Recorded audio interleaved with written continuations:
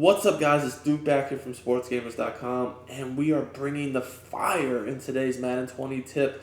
We are going to be screaming. Yep, that's right. I got an unblockable 5-man Nano Blitz for you guys. Again, you can rush as little as 5 defenders. It's unblockable against every protection scheme, max protect, blocking running back. We have different ways to set it up against spread sets versus compressed. We're going to be going into great detail to allow you guys to get more sacks and play better defense. So let's take a look. I'm in the Dolphins playbook because we're actually going to be looking at the 4-3 over, which is a formation not too many people have used this year. It's definitely overlooked, but it's a great blitzing formation. It has one of the easiest blitzes to set up in the game that screams. Now, I like the Dolphins book because while it does have 4-3 over and under, some 4-3 stuff, it still has 3-4, nickel, big dime. I don't really like to run playbooks this year that only have 4-3 because, I do like still having 3-4 as an option. Now, the play I'm going to look at is Engage 8. And guys, I know you're being like, Duke, Engage 8? Are you kidding me? And yeah, it's Engage 8, but we're not blitzing 8. We're blitzing 5, maybe 6, sometimes even less. And the reason why we're Engage 8 is just it's the quickest play to adjust from. It's very simple to use, and it's going to make this setup way easier than picking other plays. So that's why we're in Engage 8, even though we're rushing 5 to 6. Now, I do have auto flip on with this defense too, so make sure you do adjust that in your settings. Now, this setup is very simple. Just only a few steps, can be done honestly in a second or two. But before we get into it, I do want to remind you guys to please subscribe to the channel. If you're liking our content, hit the subscribe button in the corner of the video and turn your notifications on. That way you won't miss out on any of our great tips when they go live. And guys, in the meantime, if you want more Madden 20 tips and content, you can head on over there. Be sure to check out SportsGamers.com. We have the best Madden 20 tips and ebooks. Now, I really would appreciate you guys smashing that like button for me, man. Let's try to get 300 likes on this video. If so, we will drop another fire tip for you guys. Alright, guys, so I want to show you the setup. First thing I'm going to do is I'm going to hit LB if on Xbox, and if that's on PlayStation, it'll be L1. And then down on the left analog stick to pinch my defense. This is going to pinch the D-line, move the safety up a little bit more to the inside, and move my corners up in a press position. Then we contain. Now that's all that's required to make this blitz work. Okay, we are going to use this guy, I should say, against shotgun. We're going to use the guy that's on the same side of the strong safety, put him in between the guard and the tackle, just like this. Now, there is way better ways to set this blitz up. I don't want to blitz all these guys. So the main thing I'll do, if I think I definitely need to make sure this blitz screams, is I'll just man up the running back with this inside linebacker.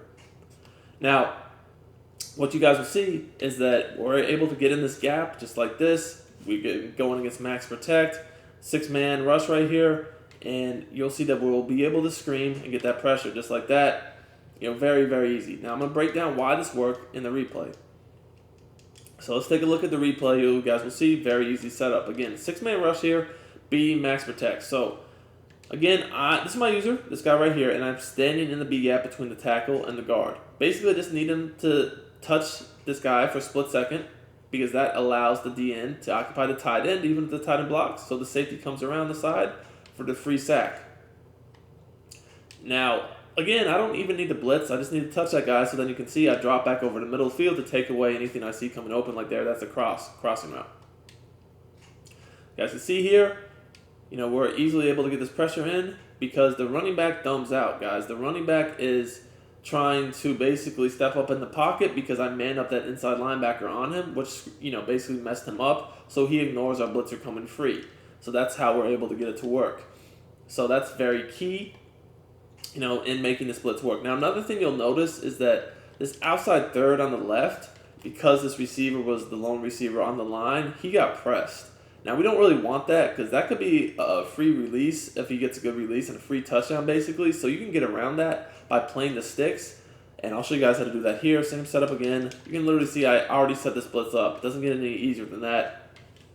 Now, if you want to make sure you don't get beat over the top, again, play the sticks. To do that, hit coverage audible, which is Y on Xbox, triangle on PlayStation, and sticks, which is LB, again, Xbox, L1, again, PlayStation. You're going to see we will no longer get that press animation, and we're going to be able to easily get that pressure, and we get the sack. So easy. I know I got chopped there with my user. You definitely don't like that, but whatever. Screamed in. Now, if they're only going to block the running back, guys, you can do something even better to get the pressure. So if they're only blocking the running back and not doing anything extra, I actually just man the D tackle up on the same side of the screen as him and put this guy into the zone. And I just rush 5 now. So that's even better if they're only blocking the running back. It's way easier to get pressure. Now because we are, manning up the D tackle sometime on the running back, you might want to try to get some good D linemen with some decent speed at D tackle.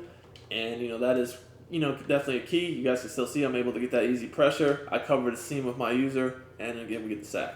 I mean, it's pretty flexible as far as what you can do. You guys can see here, I made it into an interesting coverage myself. Going to look to get that same pressure off the right. Just some extra adjustments I did here, but the blitz setup is still the same. I'm essentially rushing 5, and you guys can see I'm going to get able to get that quick pressure. So again, you'll notice that if the running back is the only one blocked, you'll actually get both of those guys free. And at that point, the running back, obviously, he can only pick up 1. And again, I'm not blitzing. I'm just touching that lineman to make sure the safety comes free. And then I drop back to defend whatever I feel I need to defend. But again, here you can see dual pressure, rushing 5 here. Very, very good blitz. Alright guys, now I want to explain to you why I do have auto flip on with this blitz. So it's basically for shotgun purposes. As you guys saw before, I was running bunch regular with the running back on the left. However, people will flip their formations a lot online, so I'm going to put auto flip on, and also they'll just come out in a lot of different formation with the running back, shotgun, different sides of the quarterback. Like a tight could have the running back by default on the right versus bunch could have them default on the left. So we want to account for that.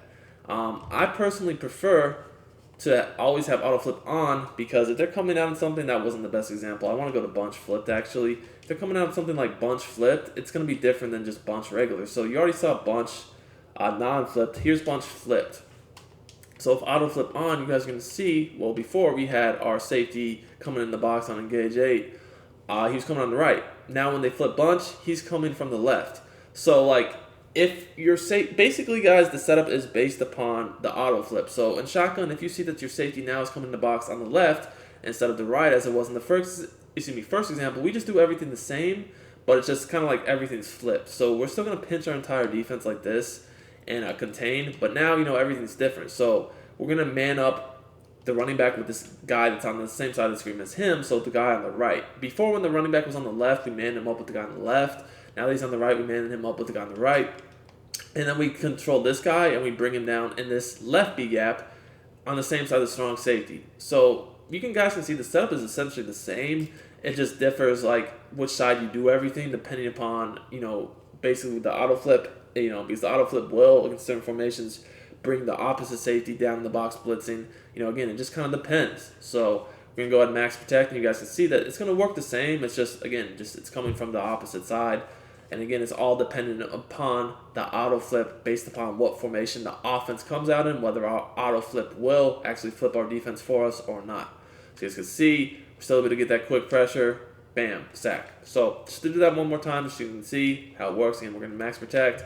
All I'm doing is pinching my defense, containing, manning the running back up with this guy on the same side of him, getting this guy on the same side of the safety, blitzing, putting him in the gap. And that's it. Basically just let him touch the alignment at the snap, and then I'm just dropping back in coverage. That time I actually it looked like they cut blocked me or something. Definitely don't want that. That's more like it. Just literally let him touch you and then drop back over the middle of the screen. And you're going to take away that route over the middle. And yeah, it's going to be really good pressure, as you guys can see here. That guy essentially, when the running back blocks, he almost just turns into a spy. So he'll do two things for you. He'll defend that short middle, and also if the quarterback somehow tries to scramble away from the blitz, he'll just essentially be in spy mode. So that's really nice. I definitely do like that, as you guys can see here, for the quick pressure. So now that you've seen that, I want to kind of move on to some different looks to give you guys a few more examples of how I run this blitz. Now, you're probably wondering, what if they try to spread you out? So let's get into a spread formation. So what I do against something like this is pretty easy. I'm still going to set it up similarly. I'm going to go ahead and pinch my defense, but I don't need to blitz I don't need to blitz like I do against a formation like bunch against a spread. So, in a situation like this, I would probably just man up the blitzing safety in the slot, man up this linebacker on the running back, contain, pinch my defense the same as before, and then I just stand over here. I would try to blitz with the side opposite the running back against a spread out formation like this. and I would just go ahead and man myself up on the slot receiver, just hover in this left gap until the ball snapped, and I would hold down left trigger. Now, I don't actually, against a formation like this, need to engage like I do against bunch. I just need to stand in the gap myself, holding down left trigger until the ball snapped. That guy's going to come free. Then I can guard the left slot that comes off the line myself, looking to take away maybe the streak, maybe the slant, maybe a hitch.